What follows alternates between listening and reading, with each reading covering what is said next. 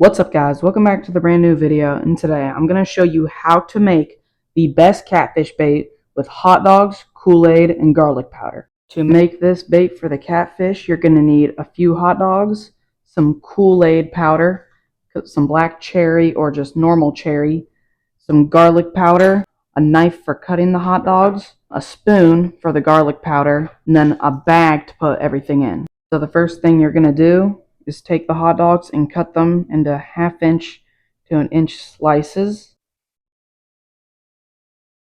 Boom. So once you get that done, you're going to take the hot dogs and put them into your bag.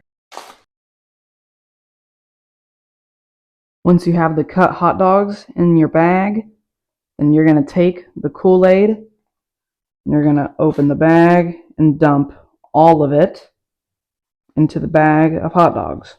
Once you've dumped all the Kool-Aid powder into the hot dogs, you're going to take a teaspoon of garlic powder and dump it in. Then that's all the ingredients you need for that. And then you're going to seal the bag as tight as you can so nothing goes flying. And then you're just going to shake it up for a little bit.